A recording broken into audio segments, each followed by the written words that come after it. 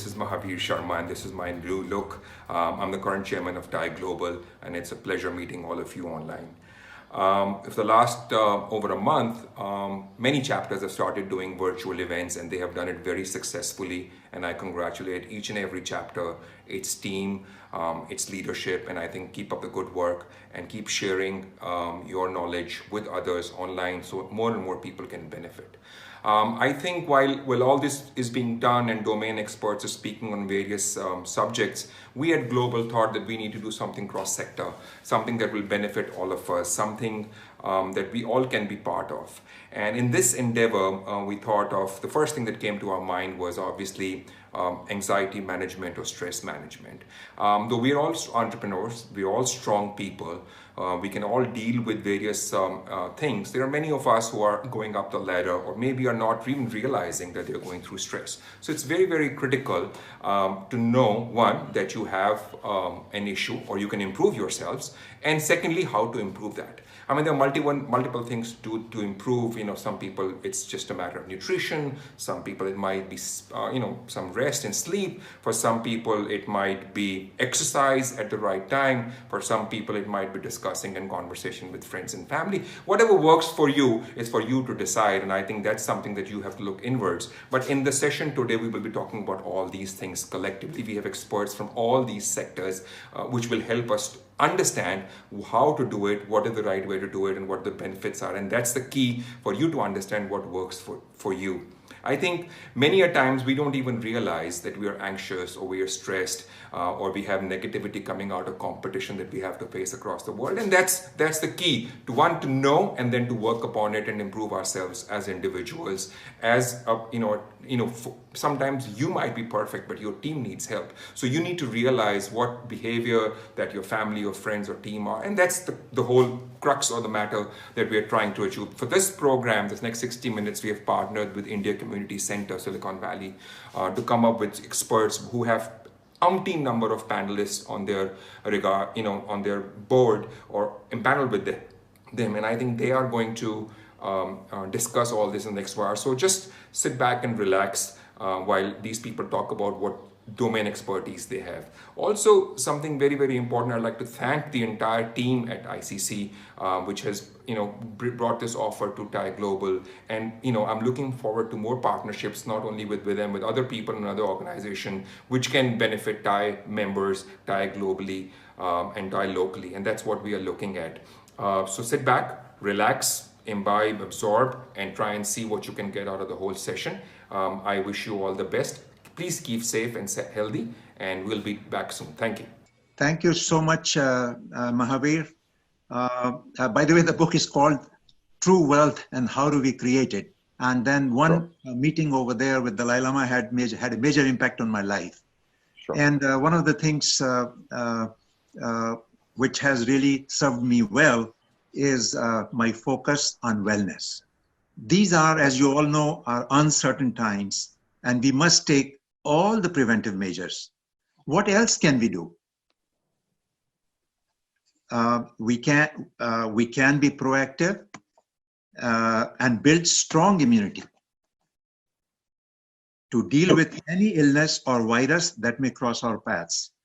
If we can all commit to using this time to adopt proven methods and practices to keep ourselves emotionally, physically, intellectually strong and positive, these practices will not only help us get through this unprecedented and challenging times in human history, but also prepare us to deal with whatever may come in the future. This is a unique opportunity in that these three premier organizations with proven track records are partnering in this important endeavor: TIE, ICC, and APIO, which is a physicians organization. Entrepreneurs and professionals are generally at the higher risk, given the nature of their work, their travel requirements, meals outside their homes, and often at irregular hours, work-related stress, insufficient regular sleep patterns. This pattern and schedule, which you all are very familiar with, repeats, and pretty soon life is being led on autopilot. Living life on autopilot cannot coexist with mindful living. The purpose of the support group is to encourage adoption of the wellness best practices. Knowing is power and learning to do is superpower. Each week, we learn wellness habits from experts and then we practice them. My passion is healing and adopting wellness practices, and I have 6 passionate people in this hour. Jesse Sheehan is a musician and a budding entrepreneur. Dr. Sachin Deshmukh is a medical doctor, now dedicated to yoga and Ayurveda. Erika Deshmukh, who will teach us conscious eating. Dr. Naras Bhatt, renowned doctor, author, and sleep expert. Ranjan Sinha, founder and CEO of Digby Health. And Dr. Madan Kataria, founder of Laughter Yoga. Now, you all know doctors tell us that physical wellness requires 4 things: to be conscious or to be present or to be mindful. And when you live mindfully, you eat consciously, you laugh consciously, you just live consciously. And then, of course, the number 2, optimal sleep, 7 to 8 hours minimum. Number 3, diet. And number 4, yoga and exercises. This is the time where life has hit the pause button, and each one of us will have the opportunity to make a choice. The choice will be to continue the autopilot lifestyle or to hit reset to live a lifestyle of choice or conscious living. Our job today is to help you hit the reset button and to explore the first 2, conscious living and optimal sleep. How do we become conscious and break out of the autopilot mode? Being present, it really means to focus our awareness in the present moment with calmness, acknowledgement, acceptance of our feelings, thoughts, and body sensation. Why is it so hard, you may ask? It is because our mind is a chatterbox, you all know that, and processes over 60,000 thoughts a day. So our challenge is to take our busy mind and focus it on the present moment, or wherever we want to consciously direct our mind. It is like acknowledging the weeds in our backyard and bring our focus back on the rows. To get there, we begin by making sure we are sitting in a comfortable position. Begin noticing our body, feeling our breath, noticing when the mind begins to wander, and bring it right back to the breath. Be kind and non-judgmental to our wandering mind, which is its usual habit, and we must train it to come back to our breath. This simple process can lead us from our wandering, busy mind to the present moment. Worry and anxiety cannot coexist with a calm and present mind, and it is the latter which improves our immunity. It is that simple. So today would be a very good time to get started on this wellness journey and to start boosting your immunity. You can start with investing even 5 minutes, and then your way up to making it a daily 20 minutes practice. To help us make this transition, here is Dr. Sachin Deshmukh, who is a medical doctor, but chose his inner calling and now practices holistic medicine that combines Ayurveda, homeopathy, yoga, and other mental practices. So here is Sachin. Thank you, Dinesh. So let's begin. So take a deep breath and then close your eyes. So bring both the palms facing upward, but right at the junction of the upper and the lower half of our body. As Dinesh said, just think, so our human bodies, they are built to move, and our mind is built for the stillness and to hold a bliss. So now exactly opposite happens. So our bodies sit and then our minds are roaming around. So what is the tool we can use is the connection between the mind and the body is our breath. So we'll follow a simple practice using affirmation. Affirmations are using simple words to change our dynamic state. So to feel good, positive, and energetic, calm. So we are using 2 words for this time. So those are the 2 words, the positive and calm. So as we breathe in, so embody those words. So as you breathe in, so think, I am positive. And then as you breathe out, so think, I am calm. I am positive and I am calm. I am positive and then I am calm. Now once you feel established, so see, you pay attention to the breath and then see, are you breathing in the chest or breathing through the stomach? So if you are breathing into the chest, we want to bring it down all the way to the belly. You also see, do you find any correlation between your heartbeat and then your breath? So when we repeat the process and when we pause our breath, we stimulate the autonomic nervous system, causing the parasympathetic response. That means the calming effect. So a couple of ideas we will explore. So as you breathe in and you breathe out, you pause. So you breathe in and then pause. And then as you breathe out and then you pause. We'll take one more. So as you breathe in, you push the belly button out. You pause. And then as you breathe out, you suck the belly in and then pause. Now we'll do the body scan. So let's relax the toes, heels, our knees, and then the hips. Our palms, wrists, elbows, and then the shoulders. So lower back, middle back, upper back, back of the neck, back of the head, top of the head, whole of the face. Open and relax the chin, slide down. Open and relax the chest, slide down. And then go all the way transcend to the belly. And then tune into the belly breath. So you breathe in and then pause. And then you breathe out and then pause. Every time we breathe in, so we think, I am positive. As you breathe out, so think, I am calm. We'll take the whole affirmation. So in the moments of turbulence, I remain calm. I am positive. I am calm. I am strong.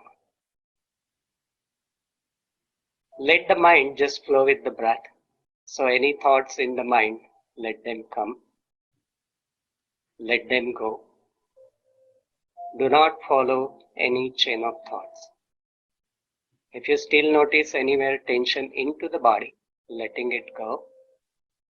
If your mind wanders, we gently glide it back to the belly with the idea so positive and calm. Now keep your body still, eyes closed. Feel the deep silence and stillness you feel within. Any other things you notice, so any emotions come up, you gently tap them away with the positive and calm. So now when you feel ready, so take a deep breath, gently just breathe in and then breathe out. Again take a deep breath, gently just breathe in and then breathe out. And then when you feel ready, so slowly start bringing the awareness back into the body. Again move the toes, heels, knees and then the hips, palms, wrists, elbows and then the shoulders. Back in the spine, whole of the face, chest and go back to the breath. And then slowly just breathe in, so start moving the body. Gently rub your palms, massaging the fingers. And then bring both the palms on top of the head, so hold it. And then slowly caressing side of the face and then to the shoulders, to the arms, to the chest, all the way in the back to the toes. Ease the body, taking a moment, catch your breath. And then again, rubbing the palms, massaging the fingers to the top of the head. So bring it to the side of the body and then to the arms, to the chest. all the way back to the toes, relaxing the body. And we'll do a quick body toning to energize. So see, you just tap on the top and then you tap and you tap all the way and then you tap under. All the way to the chest and then in the back and then all the way to the toes. And then one more time, so just tap and then to the other side all the way and then in the back to the toes, relaxing the body. And then we'll end with the affirmation. So massaging the palms, go to the top of the head. So say loud and clear to yourself, I am positive, I am calm, and I am strong. And one in silence, so I am positive and I am calm. And then one more in silence till you reach to the toes. And then once you feel ready, so again rubbing the palms together, massaging the fingers, passing them through whole of the face, to the side of the face, to the shoulders, to the chest, all the way to the toes, and then ease the body. Gently just make eye contact to the ground and then very gradually open your eyes. Thank you, Sachin. And before we go to Erica for conscious eating, may I suggest to all the participants to get a small piece of fruit or get some nut to practice conscious eating. Erica Deshmukh, author of Eat Your Drink and Drink Your Food. She is MS, RDN, CDE, and works with South Asia Heart Center. Here is Erica. Hi, everybody. So there's an old story that you may know about a person who was riding a horse, and the horse is galloping very, very fast. And the person is urgently going somewhere very important, seemingly. And a bystander stops and says, "Where are you going?" And the rider says, "I don't know, ask the horse." And this is very much like our habits, right? Many times with eating, we aren't in the present moment. So the practice of conscious eating is very simple. It's about just being 100% present when we eat. We walk when we walk, we eat when we eat. In my mind, it's meditation meets nourishment. And there's so many benefits. There have been a lot of research studies that link it to digestion, health, lowering blood sugars, weight management, emotional eating, binge eating. So you may be wondering, where can I learn how to do this? And I want to tell you right now, you already know how. And when can I practice? The amazing thing is, it's often so hard to find time to carve out for a meditation type practice, but we eat all the time. You can practice every single time you put something in your mouth. So remember that habit horse though. We're often very distracted, right? We have a lot of things going on in our lives. If you can't see the slides, it's two people sitting at the table and they're more involved with their texting than their food. And often, perhaps, we are present with our food, but our mind is full of so many thoughts about what we're going to do for work or something about the kids or everything that's going on, and we're again not present with the food. Which brings me to Antonio Stancic. This is a true story and always has fascinated me.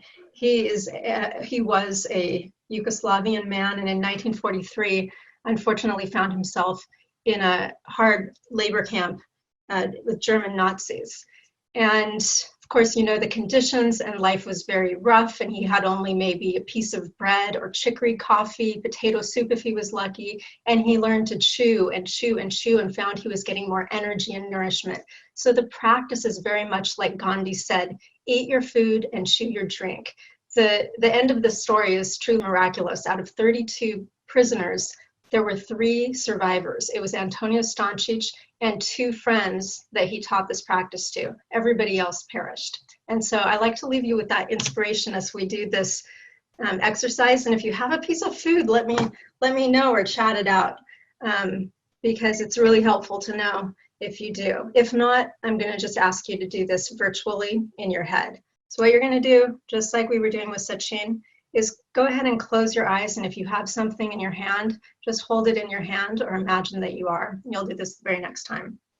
So close your eyes and take a nice deep breath and just center yourself and bring yourself to the present moment. And then open your eyes and go ahead and look at this object in your hand. And don't just look at it, but really look at it. What color is it? What shape is it? Does it have ridges? Is it smooth? Notice everything about it. And tune into your hunger, and even think about the journey that this little piece of food in front of you took to get into your hands. And then bring it up to your nose and go ahead and smell it. And then take a bite out of it. If you can, if it's something where you could just take one bite, or I see Dinesh has something to drink, just take a sip and don't chew, just let it swirl around. And notice if your mouth is starting to salivate, the food breaking down, and just notice what it tastes like.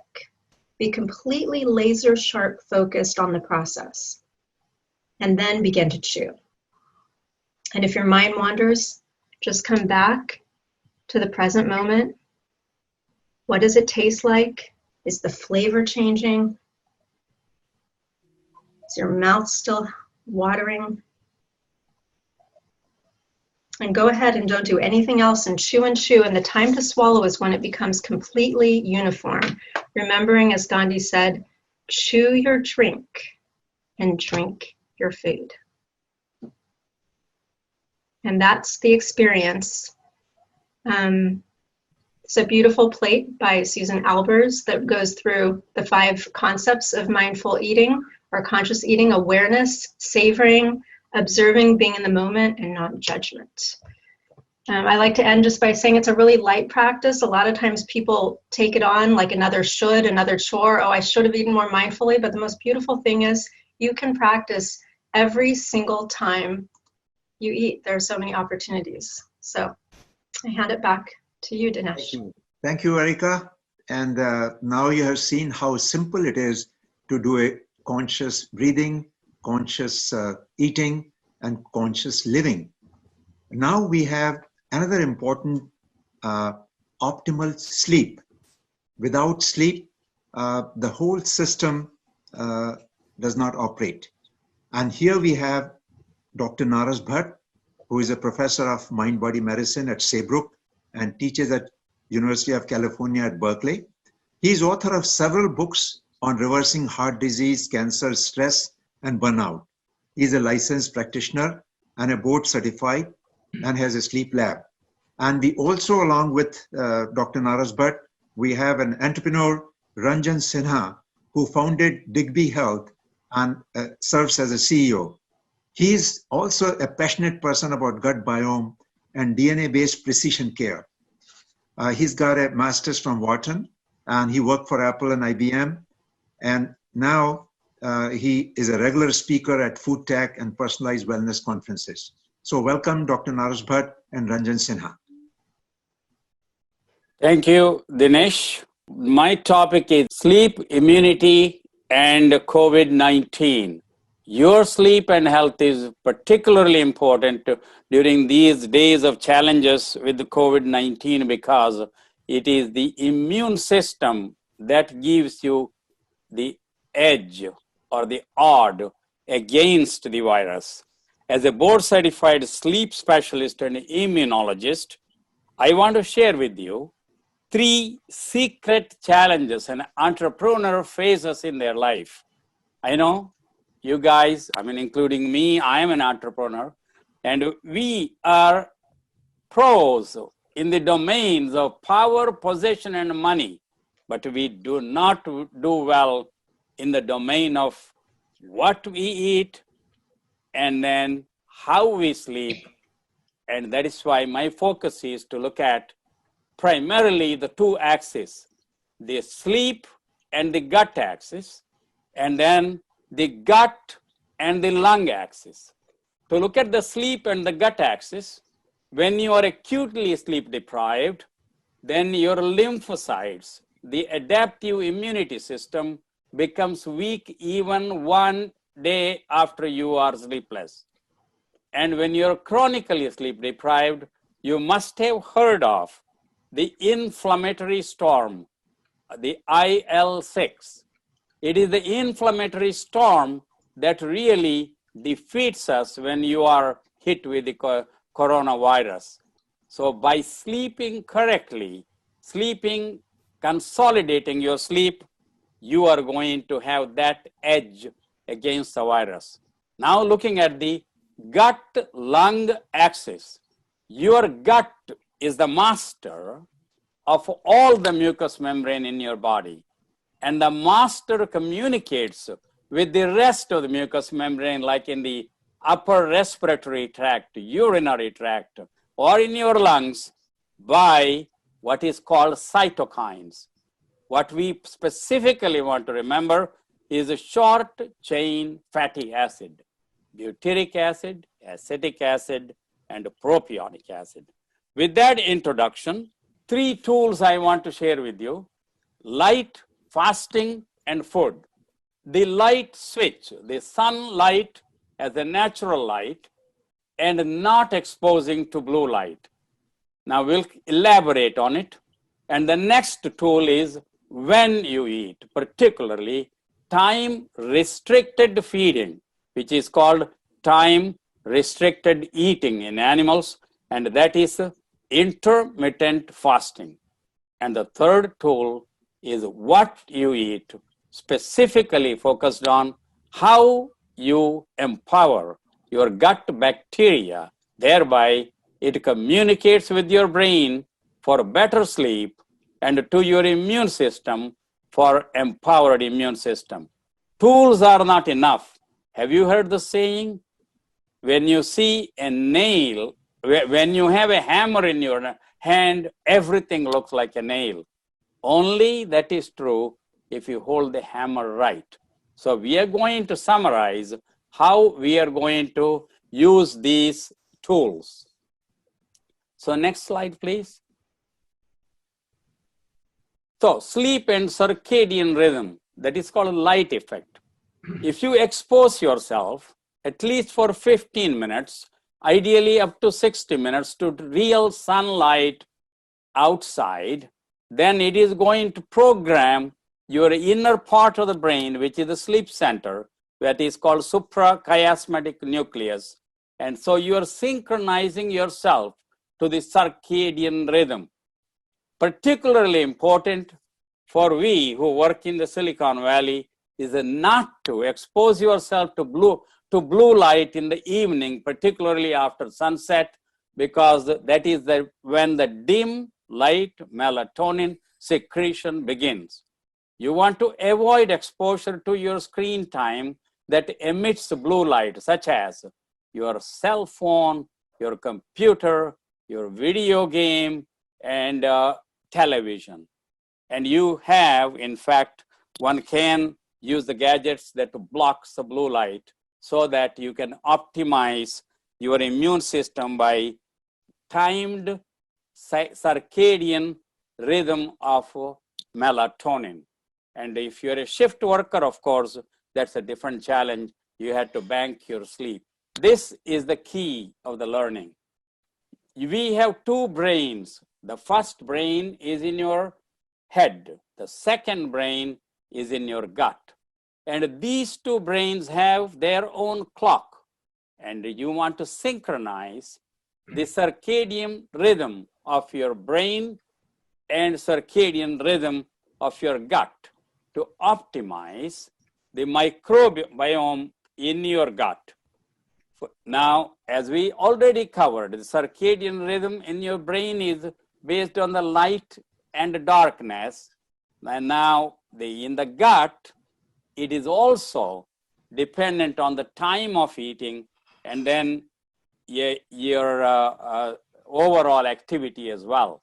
So intermittent fasting or time restricted feeding allows you to foster the beneficial bacteria, which is called the keystone bacteria, Faecobacterium, Akkermansia, and Bifidobacterium, and so forth, which help you to increase that short chain fatty acid.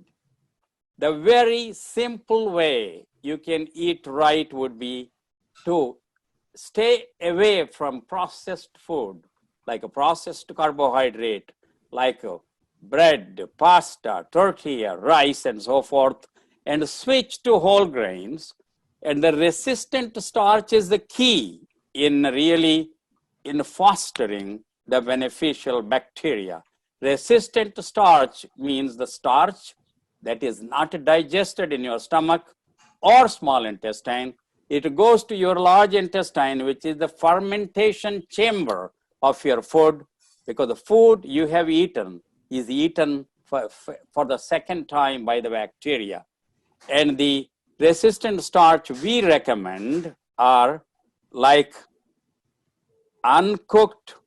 I mean, really, if you have potato starch is by far the king of resistant starch. And there is a new research done, in fact, that the potato starch that is easily available in the American market and that is very inexpensive, and that one fosters the short chain fatty acid that I mentioned. If you are a rice eater, you can cook your rice and put it in the refrigerator for 7 to 10 hours, then it becomes resistant starch. Same is true for pasta and potatoes and so forth. So, in short, I have given you 3 tools. One is to use sunlight and use the artificial light in a clever way to synchronize your circadian rhythm. Second is intermittent fasting to foster your gut bacteria. And then finally, eat resistant starch that will produce the short chain fatty acid that will give you good night's sleep even on the first day itself you try. And the best time to consume it is about half an hour before your dinner. And that gives you not only good night sleep, but gives you the powerful REM sleep. And that's what we call the American dream, but you get it and claim it on the same day and by sleeping before midnight rather than burning the midnight oil.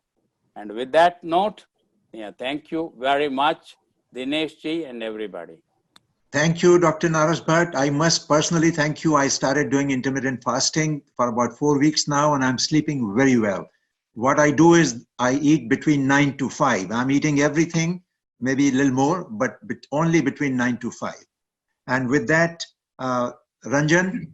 Thank you, Naras. Obesity and being overweight is probably the most misunderstood epidemic. People who are overweight or trying to deal with obesity live under the stigma that either they are lazy or they need more self-control. And if only they ate less and exercised more, that will solve the problem. This epidemic today is larger than smoking. 80% of the people who are obese or overweight suffer from at least one or more of these comorbidities. And at the top of the list is gut-related disorders, IBS, GERD, acid reflux, and which are again impacted immunity, or cardiovascular risks like hypertension or cholesterol. And then in smaller population, you deal with inflammatory skin issues, gut-related issues, and then type 2 diabetes. And the total cost, either through the individual out of pocket, the employer, or the insurer, collectively spends about $1 trillion a year. Obesity and being overweight has gone from clearly a significant health risk to now it is a serious lethal risk. And if you are obese or overweight, the chances are if you do get admitted in the ICU because of coronavirus infection, your chances of leaving the ICU healthy dramatically drops. If you look at the risk of these illnesses, obesity and the associated comorbidities, they vary significantly by ethnicity. And the reason is very simple. The underpinnings are in your genetics and your gut microbiome individuality. The best way to deal with these comorbidities and illnesses is to reduce your weight. And this is medically the most powerful method if you're dealing with type 2 diabetes, hypertension, sugar-related issues, sleep, cholesterol, chronic pain, GERD, or even PCOS. I want to share a little bit of how I got interested in personalized wellness and the inspiration behind the business. This journey started about 15 years ago. I was in my early 40s when I was diagnosed with 3 of my major arteries over 90% blocked. And I was being asked to go through an emergency triple bypass. By every measurement of medical health, I should have been in perfect health. I had an ideal BMI. I never smoked. My breakfast was 0-fat milk, oatmeal, orange juice, multigrain bread, and egg white. And so obviously, I used to run and swim. So I wanted a few second opinions, and I was surprised at the range of opinions I got, all the way from Dr. Ornish, who said he could reverse it, to some people saying put some stents in, to others really urging me to go through the triple bypass. And that's when I realized it reminded me of 10 blind, wise monks trying to define an elephant. I was convinced that they were partly everyone was right, but when it came to whole of me, I knew they were all wrong. I was fortunate to have some time on my hands, and I decided to dig into the science and literature, try to understand what's the best decision for me. I was fortunate I live about a quarter mile from Stanford, and a couple of doctor scientists took a liking to me and effectively became my tutor. After 7 months, I decided I don't need to go through a surgery. But what I realized is our body is a complex chemical factory. And what you see here is the schematic of your metabolism. And this is basically the instruction manual of that chemical factory. The air you breathe, the water you drink, the food you eat, and how it's broken down and then converted into whether your ability to fight a virus or create energy or basically convert into a tissue is schematically, that is the schematic of your instruction manual. What surprised me even more is, and this instruction manual is different for everyone. And what surprised me more was that there are 14 sizes of shoes, 18 sizes of clothing, but the most important thing we consume every day, food, we have been made to believe there is one size fits all. And everybody has their own version of what that magic one size fits all is. It's paleo, it's ketogenic, or you should eat coconut oil, or you should use ghee, or you should, almonds is the superfood, and nothing could be further from the truth. Because to truly understand what instruction manual works for you, or what is your instruction manual, it's important to understand what makes us different.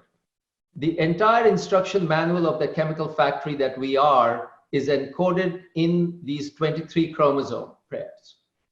And think about that as 23 chapters of your instruction manual. And in each chapter, there are subsections or paragraphs. Those are your genes. And there are 3 billion character pairs that basically define your instruction manual. And it is almost the same for all of us, almost, because 1.3 million of those 3 billion character pairs for somebody where there is a C, for somebody else it's a T.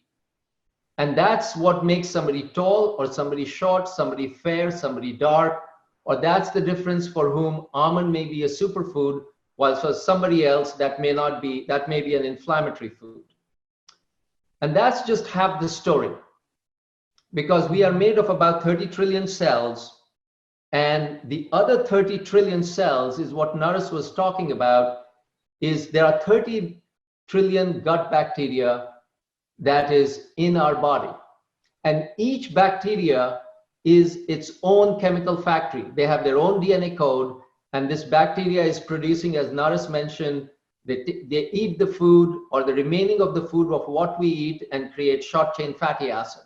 They create different kinds of metabolites. 80% of the serotonin that is produced in our gut. And the range of genetic variants that you have in the bacteria far exceeds our own genetic variants, because all our cells have the same genetic code. And a healthy gut biome is like, think about like an Amazon forest. There are tall trees, short trees. Naresh mentioned keystone bacteria. These are the foundational trees in your ecosystem. You can think of those. And there is good and bad animals, but they are all coexisting and balancing, creating a healthy ecosystem. Today, the gut microbiome is accepted medically as the next organ. And if you take the total weight of all the microbiome, it is about the same weight as the human brain. And they regulate a range of disease and a range of health in all of us. If you look at the current approach to dealing with obesity, weight, and the associated illnesses, they are obsolete.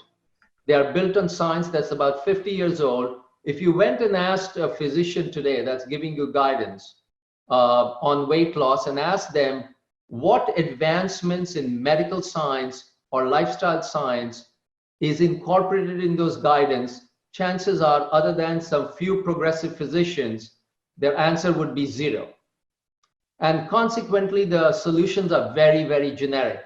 Whether you are a 48-year-old woman who is perimenopausal with hypothyroidism, or you are a 42-year-old male who has pre-diabetes and you're dealing with sleep apnea, or you're a 32-year-old woman trying to solve polycystic ovarian syndrome, the general advice would be you need to lose weight and you need to count your points, count your calories, eat less, exercise more, put some more greens. Consequently, these are highly ineffective. All of these illnesses are progressing at about 8% compounded year over year, despite of spending about $1 trillion a year. The medical science and the community today acknowledges that obesity and the related illnesses is a multifactorial disease. It's really the interaction of your genetic risk profile, your microbiome risk profile, interacting with your lifestyle risk factor. And the lifestyle risk factor in most cases may not be too much food. It could be the wrong kind of food. It could be what we just talked about, lack of mindful eating. It could be stress. It could be the fact that you don't have access to the kitchen every night. You're a traveling salesperson. You're a busy executive. And we are the first company that has connected all these dots, whether it's your genetics, your gut microbiome, your traditional lifestyle markers of HDL, LDL, in many cases, medication itself, because the medication you're taking might be solving something and might be creating something else. And we use machine learning to analyze, aggregate this information. And then through the app and a care team that's trained in cognitive behavior therapy, we help you create a very personalized care pathway that starts with a nutritionist or a dietitian who specializes in your comorbidity. We have a layer of genetic counselors and scientists and pharmacists. Our care team is run by an internal medicine physician, and our chief medical officer designed obesity and allergy program for Kaiser. Based on the human studies we conducted, we delivered 2 to 3x better result than anything that exists today, digital or non-digital. And based on that, we are the first company that is a genetic microbiome-based obesity and comorbidity management platform that is covered by Blue Shield of California. So Blue Shield covers our programs for its 4 million members, and it's a fully covered program. Based on the results of about 400 patients that were Blue Shield patients, we are not only able to deliver weight reduction and reduction in hemoglobin sugar, but across the board, reduction in these comorbidities. And the process starts in a very simple way. We ship your DNA kit, we ship your microbiome kit, we use the app to track your weight, look at your traditional blood markers, we look at your known medical conditions and how you feel. And the software starts analyzing that. We look at your daily rhythm, which Naras was talking about. We look at when you sleep, when you wake up, how often do you eat, the time between your last meal and your first meal. And then we help you connect these dots. So the day you are sleeping well, we can tell you what meals you eat. The day you are not sleeping well, the software can tell you what meals you are eating. And eventually, we look at your genetics. We look at what foods are inflammatory to you: gluten, lactose, caffeine, salt. We look at what kinds of foods will best work for you, based on in terms of protein or carbs or different kinds of fats, and your genetic predisposition to various vitamins. One of the things we notice in many of our patients is a lot of people are taking probiotics from nutraceuticals. And today, if you don't know, you have to ask two questions. First, do you need it? Because if you don't need those probiotics, you're not sure, you might be hurting yourself, because you're now putting bacteria in your body that your body may or may not need, and you may disturb the balance.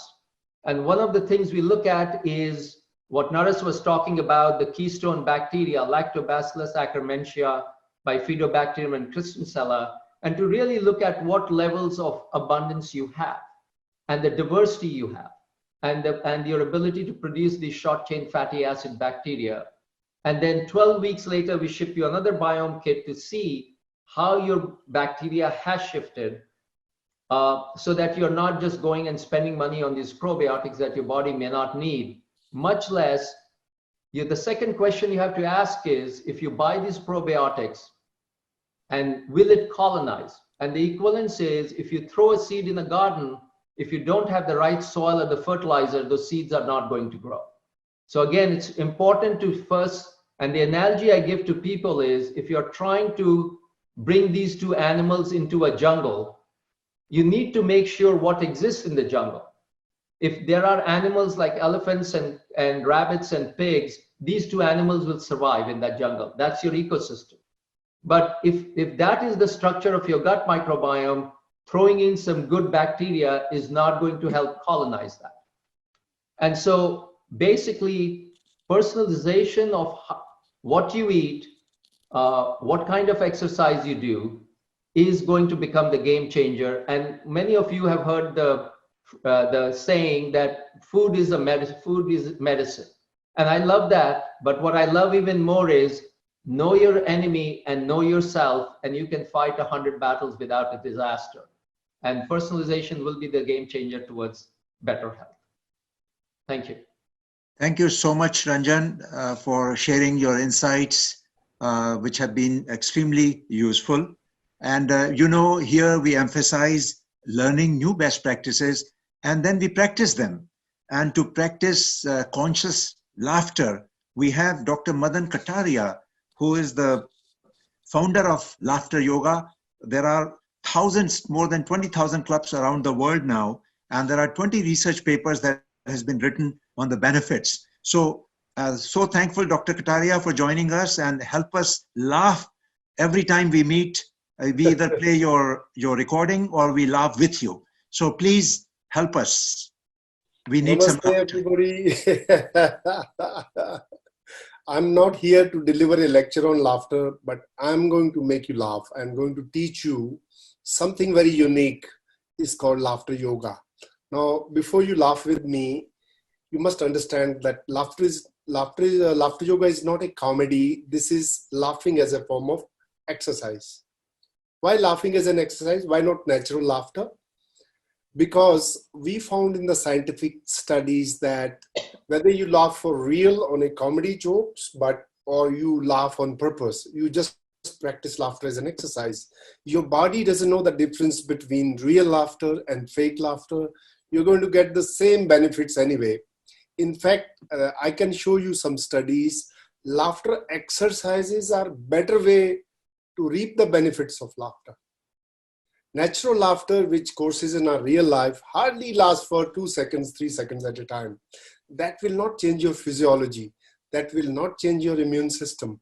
That's not going to change your blood circulation, heart rate. This is the way we can reap the benefits of laughter is only laughter yoga exercises. Now, why we need to laugh today? You know that to protect us from COVID or for any disease for that matter, we need to have our strong immune system. Immune system should be stronger, and I have several studies. What kills the immune system? Stress. And imagine how many things we have to reduce stress. How many of things which really work. Most of the methods we have to reduce stress are time consuming, expensive, and it's not easy to practice. But imagine how relaxed you feel when you laugh. But so far we didn't have any methodology to bring the benefits of laughter. So whatever we have with comedy, jokes, humor, that does not bring a sustained laughter to change your physiology. And this is where laughter yoga practice comes in and give you. And I don't have to go into detail. I will share some research papers with Dinesh. You can look at them. And also I will share with you some of the details about how to do laughter yoga and do this laughter as an exercise.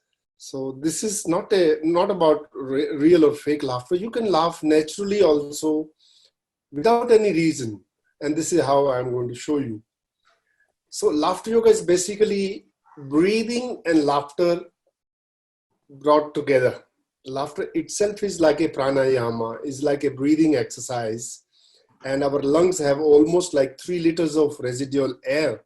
And out of it, about 1,500 milliliter of air can be expelled by exhaling longer. This is what we teach in yoga, that you exhale twice the amount of air you inhale. And this is what we do in laughter yoga. Imagine, what do we do when we laugh?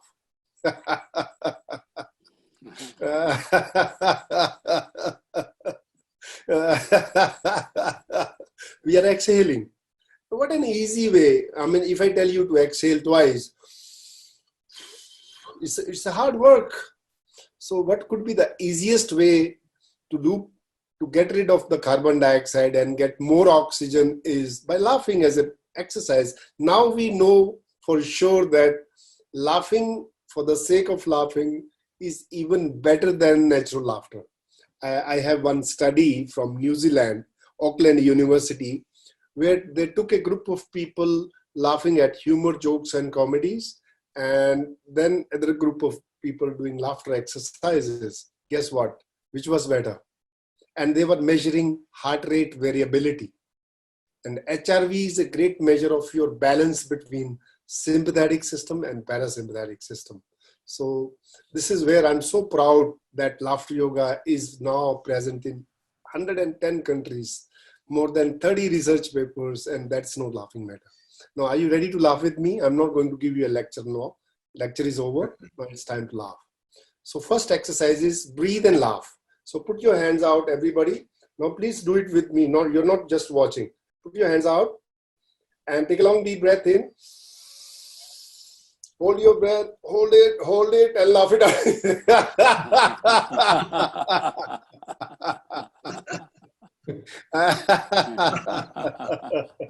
This is laughter yoga, not a rocket science. Breathe and laugh. Take a long deep breath in.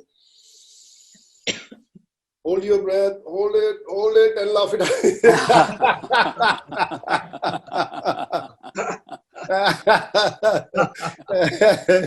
Here, you may feel a bit awkward if you're not a seasoned laughter yogi, but just do it for the sake of, and you'll know how you feel. Once more, take a long deep breath. Hold your breath and laugh it out.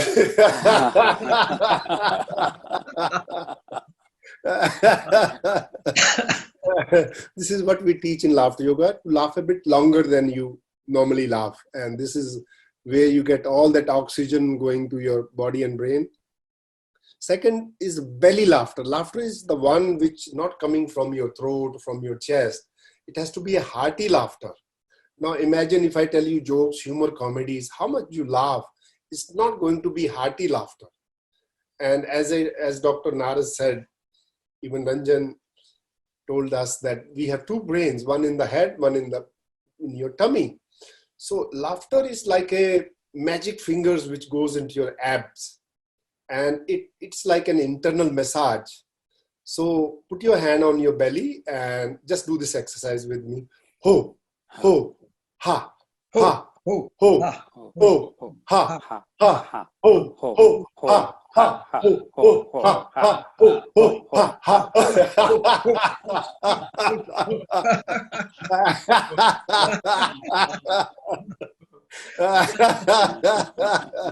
So this little bit of warming up exercise, ho, ho, ha, ha, then it's all art.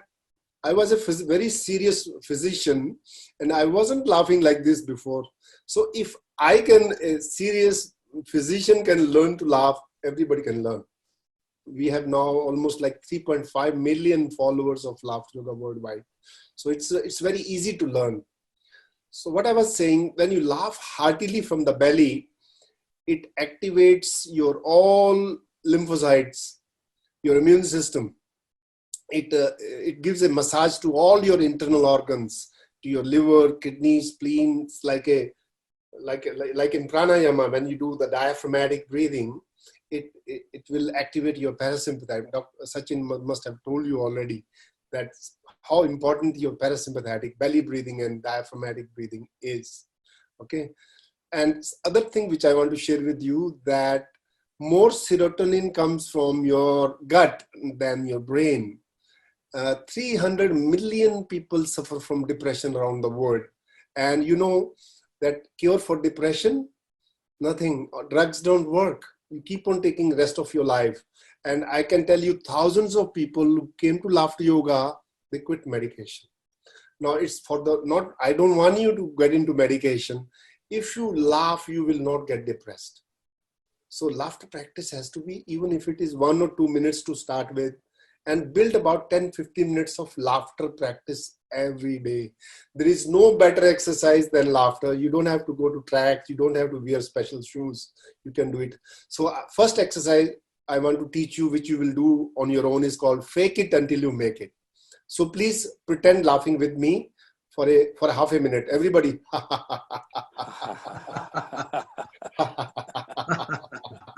Come on, everybody. So simple.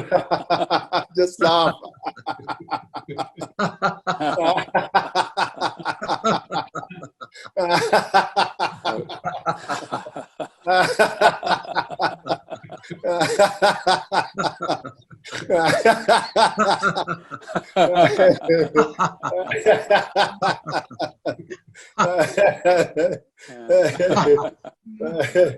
I've just released my book, Laughter Yoga, Daily Practice for Health and Happiness, from Penguin Random House. I'm going to put you a link on your chat box. Just have a look. This book is worth millions. And please visit my website. These days of COVID, you can laugh every half an hour online on Zoom and Skype. There are online laughter clubs, Zoom laughter clubs.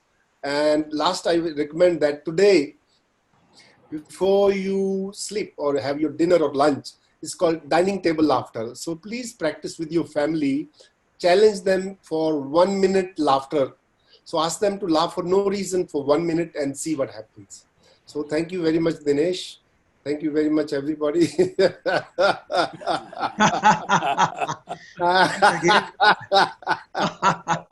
Thanks again, Madan, and we look forward to seeing you. Are there any questions? Raise your hand if there are any questions, or you can put them in the chat where we can have this panel answer your questions.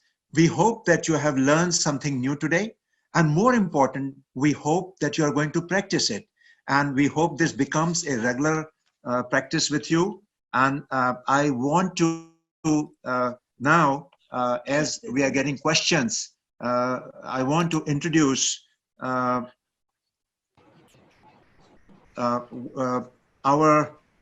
beloved, our wonderful friend, and this organization's co-founder, Naren Bakshi, who co-founded this with Dr. Pankaj Vij and Som Chatterjee. Naren Bakshi, of course, is well known to all of us. He is a very successful entrepreneur and, as importantly, a pillar of the Indo-American community, having shared his time, wisdom, and financial resources to help build cornerstone organizations such as India Community Center. However, his contribution to our success is very important for another reason. Having led the stressful and demanding life of an entrepreneur and having gone through the negative impact on his own health, he wants to make sure that people learn from his mistake and detrimental impact on his own health. His story has a happy ending in that he was able to correct the course in time with a very positive outcome on his health and has become what we refer to as a health hero. He is 76 years old and delayed in Jaipur due to Corona lockdown, but that does not hamper his commitment, his dedication, his enthusiasm. So I welcome Naren. And are there any questions for our panelists? So, Dinesh, thank you very much. I just have three things to say. First is, I must use this opportunity to thank all the panelists. I know all of you very deeply for a long time. The context is, of course, Dinesh and Annie, I've known you from ICC, TAI, all kinds of places for 20 years. Sachin and Erika have been working with me and my family and have helped us for a long time, so we know firsthand how good they are. The two people here, Dr. Naresh Bhatt has been my physician when I had all these problems, which got corrected. So to have then Ranjan here, who considers me to be his mentor. In 1990s, he was building a company in Silicon Valley on tech. And to see him now move into health tech is very delightful. The next person, of course, you just laughed with is Dr. Madan Kataria. He is somebody that knew my father. In fact, they started a laughing club here in Jaipur 20 some years ago. So I've known him and I used to laugh with my father. And Mahavir, of course, is the reason why this session is happening. Mahavir is somebody that I've known since 2003 when I worked with him and 7 other people to co-found TAI Rajasthan. And when I was the global chair for TAI chapters, where I served for 5 years, but to see him himself grow to the level he is so delightful. He is the first person ever to be appointed by Global Board of Trustees as the chairperson from India. So my congratulations one more time. And now the important thing is he's decided to work with us to take this message to the place where I really deeply wanted. So let me tell you just second point, since I thank everybody, of course, my co-founders and ICC, Dr. Vich, who is not here, Som, but my vision is that in next 3 to 5 years, we will be able to impact millions of South Asians around the globe, especially to help them avoid the problems that I had. I had all the things that Ranjan said about obesity, diabetes, hypertension, on and on. I am completely corrected. That's why they call me health hero. The important thing then is, how do we impact? Well, we are going to impact through all these doctors that are helping us, but then I also want to help entrepreneurs and then seek their help and their technological wisdom to scale up this. So that's what I'm hoping will happen. The only call for action for the participants is that please join these sessions and include your friends and families. Promote this so that we can impact. Today was the first trial session, but it should continue every week. And I have spoken with Mahavir, and we have agreed that our next session will be May 3rd. 7:30 a.m. IST. And hopefully, with your feedback, we will make these sessions week after week over a period of time to impact not just entrepreneurs, but through them, because in Thai, we think of entrepreneurs in two ways. Some people who are becoming entrepreneurs, some people who are giving back as entrepreneurs, mentors. So they can be a tremendous force for us to be the role models. So that's the three things in summary. Thanks to everybody. Agree on my vision and work with me. I will be deeply thankful to you.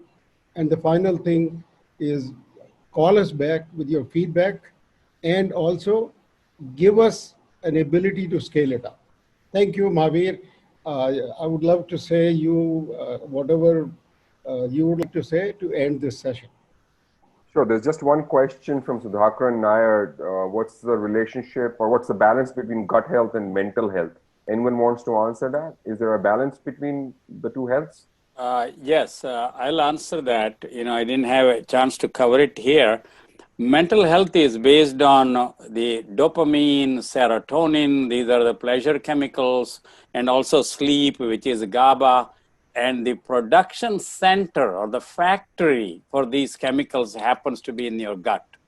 And the gut microbiome, and then the fatty acids, short chain fatty acids, these are the key factors in making it. It's called GALT, gut associated lymphocytes, and also these gut bacteria that produce these cytokines or messengers that bring you pleasure. Additionally, depression was previously considered as a social disease.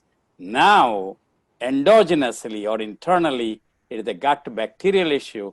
And because of the antidepressant we produce ourselves in our gut. Thank you so much, Dr. Bhatt. Thank you, everyone.